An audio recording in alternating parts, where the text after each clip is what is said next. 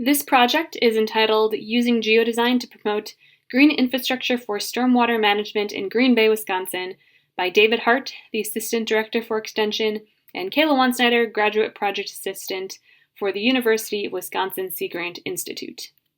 The Sea Grant program is a partnership between NOAA and universities located in coastal states. This program has been in place for over 50 years. It is a network of universities that provide outreach and conducts research on coastal issues along ocean coasts and the Great Lakes. In 1968, the first Sea Grant program that was founded along the Great Lakes was located in Wisconsin. Our work here focuses on enhancing resilience along Wisconsin's coasts and within communities.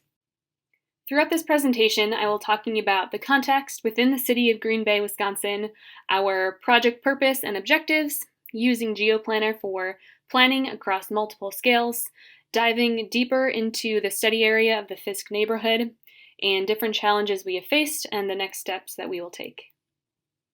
Green Bay is a large freshwater estuary located at the outflow of the Fox River to Lake Michigan.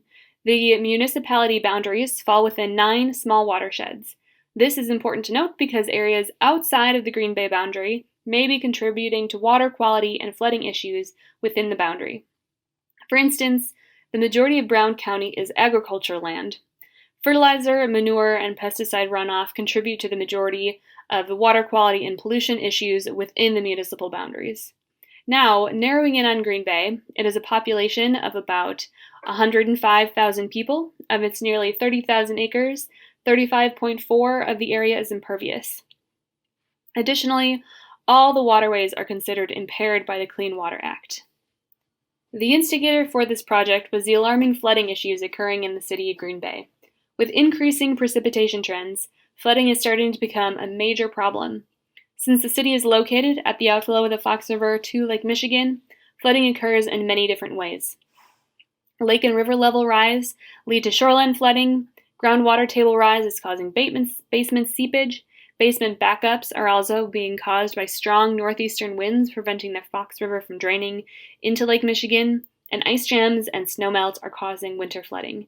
To make things worse, Green Bay is a growing community and has increasing development and increasing impervious surfaces, exacerbating these runoff and flooding issues. The primary purpose of this project is assisting Green Bay in alleviating their flooding issues. This can be accomplished through implementing widespread green and living infrastructure practices. Using a planning approach across multiple scales, we took into account the surrounding landscape and watersheds to understand how it influences localized flooding patterns. We also looked into future precipitation trends, the topography of the landscape, as well as neighborhood boundaries and sewersheds. We created a GeoPlanner template that would address stormwater management through green infrastructure planning and design at the local level. This template is designed to integrate detailed local-level data and higher-level national data to inform ideal locations for green infrastructure placement. Using the GeoPlanner software allowed us to design different scenarios and compare indicator data between them. Lastly, we are aiming to increase interagency collaboration and support community outreach and public engagement on this project. We traveled to Green Bay to do site visits, talk to Green Bay officials and community members to gather input and promote interest in green infrastructure. We are also looking to bring GeoPlanner technology to the city of Green Bay to increase communication between government entities, organizations, and the public. This will hopefully facilitate the public engagement effort and the process of planning and developing a green infrastructure plan. Green infrastructure has many different definitions depending on who uses it and where it is used. We determined we are going to use green infrastructure to reference stormwater management. This uses green infrastructure to slow the flow of runoff and capture water where it falls. These practices deal with placing green infrastructure in locations that have a lack of natural features or would benefit from additional living infrastructure in order to mitigate flooding. We chose to use the EPA's Clean Water Act's definition as follows.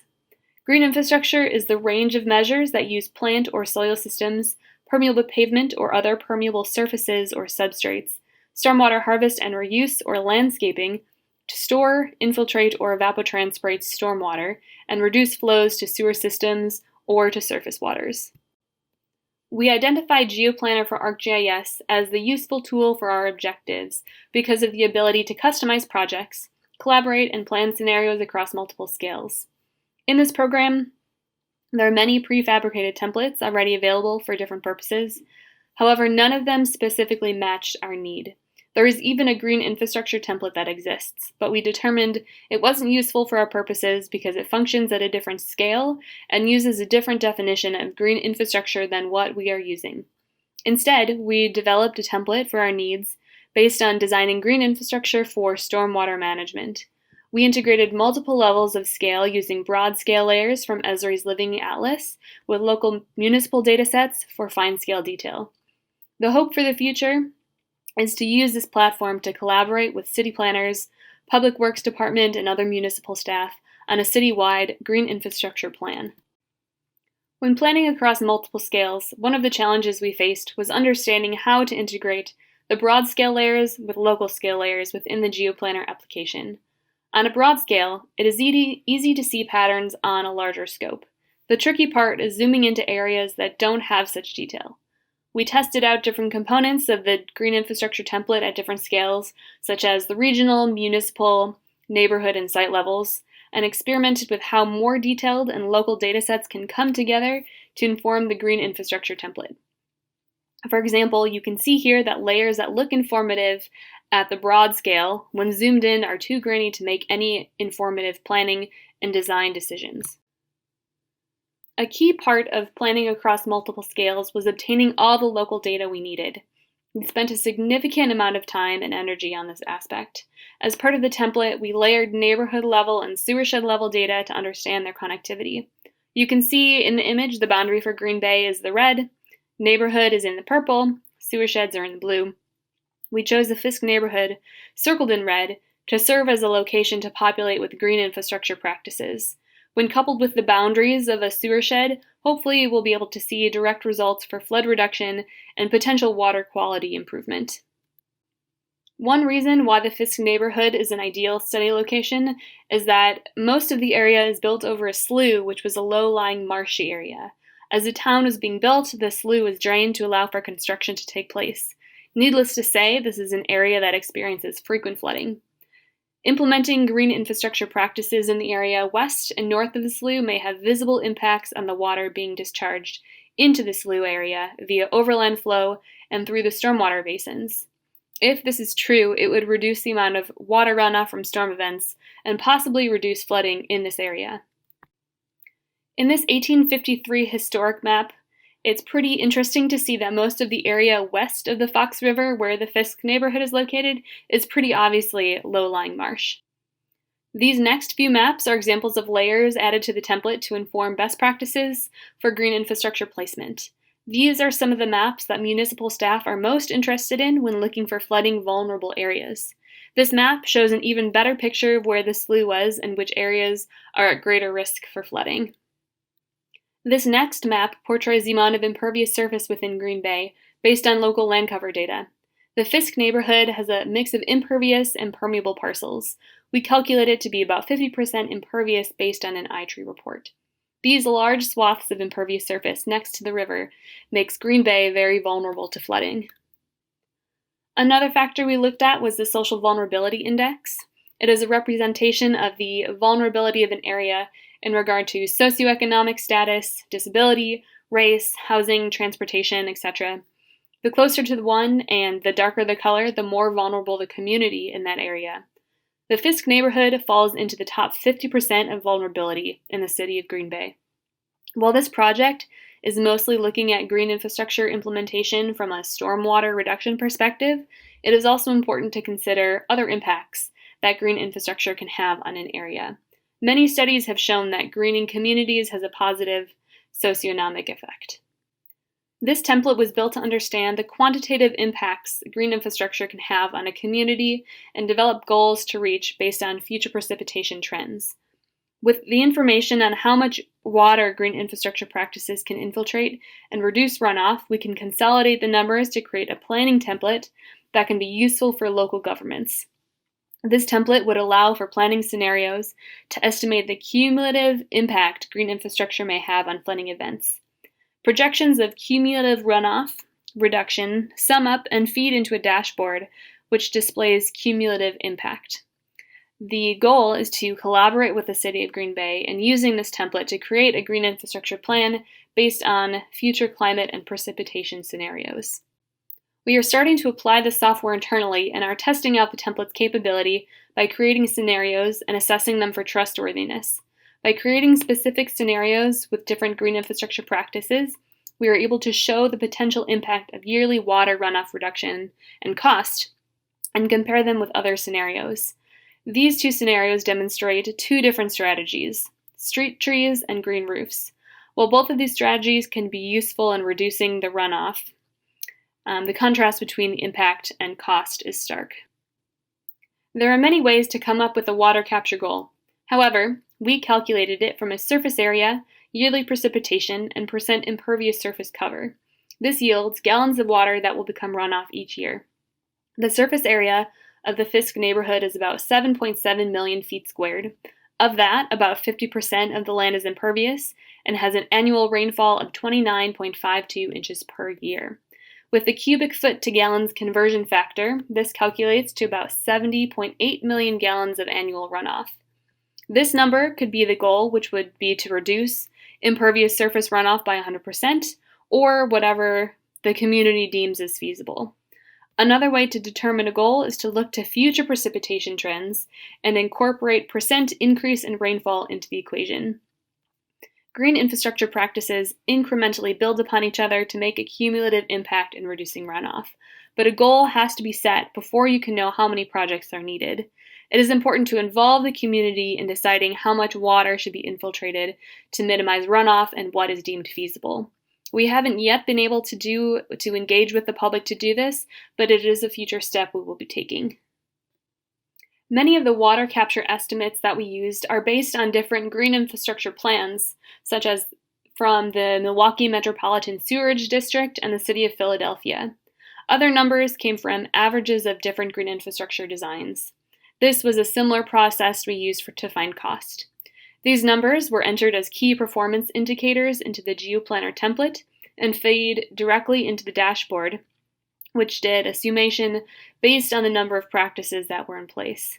The amount of water a green infrastructure project can capture and prevent from becoming runoff is extremely variable and determinant on soil type, soil moisture, climate regime, precipitation trends, among others. These numbers are averages from multiple sources. So for more than a good estimate of water capture, the hydrology and climate regime of a location needs to be assessed. We are in the process of researching multiplication factors for better estimates of infiltration and water capture.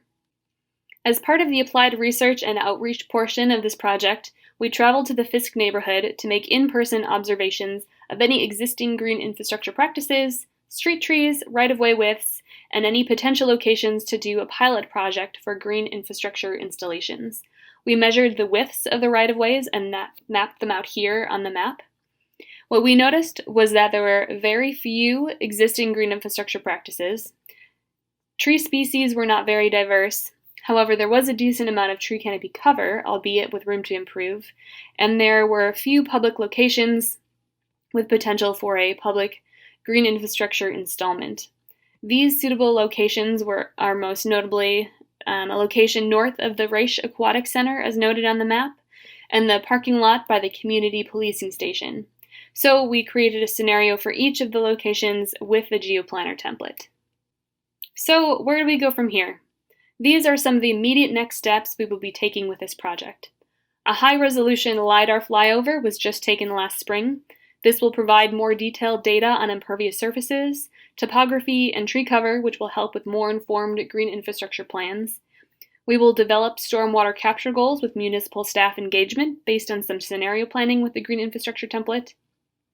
The scenarios we create will depict different severities of precipitation trends. Lastly, we will also need to determine who the interested stakeholders may be in this project and find ways to engage and collaborate with them. Even before the pandemic, there were challenges that we faced with this project. Engaging with local officials was a challenge not only because of scheduling constraints, but also because we had a lack of presence in the community. Luckily, one of our Sea Grant outreach staff lives in Green Bay and is on the Sustainability Commission there. She has made a huge impact in developing connections with the municipal staff and the mayor. Another issue was selling the concepts and benefits of green infrastructure to the community. We had and are still having challenges persuading some that this type of planning is actually viable. Lastly, the pandemic shifted all of our collaboration to the online environment, a challenge shared across the board. We had hoped to do a more in-person approach, to sit down with people with interactive boards and do other engagement activities, so at the moment we are still trying to figure out how to do all of this virtually. Even with these challenges, we have persisted in our developing contacts, bringing more people to the table, and being flexible. So in the meantime, we are working on projects that can hit the ground running once things start to get back to normal again. Much of our effort is focused on the current urban tree canopy in Green Bay and generating a goal to increase it. This will be done with data collected from the recent LiDAR flyover that I mentioned earlier. Additionally, there is potential to do more detailed stormwater flow mapping, which will help us understand how trees and green infrastructure can mitigate stormwater runoff. Lastly, there will be a push to seek interest from community members and stakeholders to collaborate. With that, I'd like to thank you all very much for listening in. If you are interested in getting in touch with us, please feel free. Our contact information is listed here. Have a great rest of the conference.